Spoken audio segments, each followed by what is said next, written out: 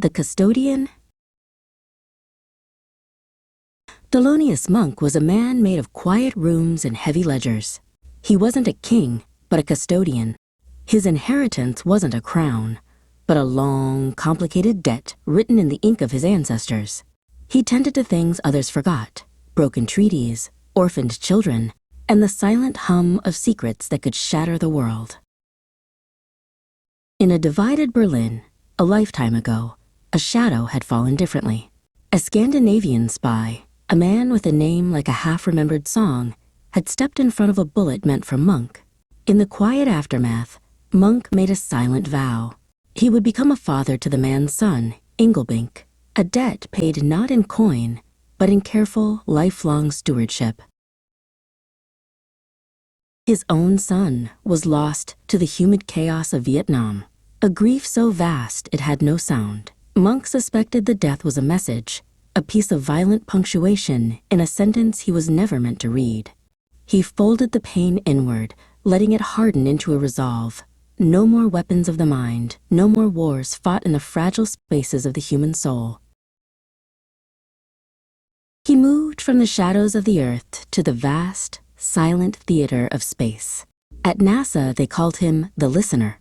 He wasn't an astronaut, but he held the fragile threads of cooperation that tethered nations together, translating the cold language of telemetry and risk into the human grammar of trust. His work became a quiet weaving. He found others who understood the weight of stewardship.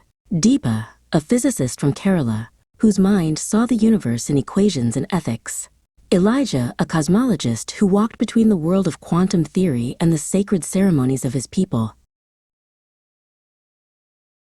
He funded Krista, an archaeologist in Wales who could hear the whispers of forgotten languages in the soil, and Leonardo, an Italian historian who could read the truth of the past in the faded ink of old letters.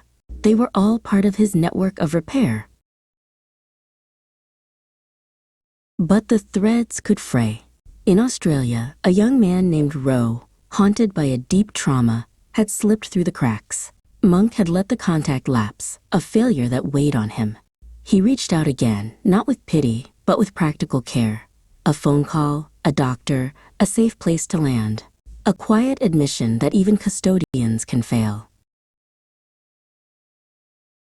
He began to pass the knowledge on. To his grandson, Thaddeus, he sent not money, but field notebooks and letters. He was teaching the boy the family's true business, the quiet, patient work of mending. One day, he brought them together.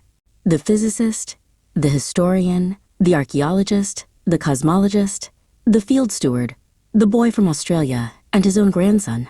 They were his orphans, his protégés, his legacy, not a dynasty of wealth, but a council of custodians. At 96, Thelonius Monk was still just a voice on the line, a quiet presence in a noisy world. He had never sought the stage, only the quiet rooms where things could be set right. His legacy wasn't written in stone, but in the lives he had steadied, the lands he had helped heal, and the silent, enduring promise of stewardship.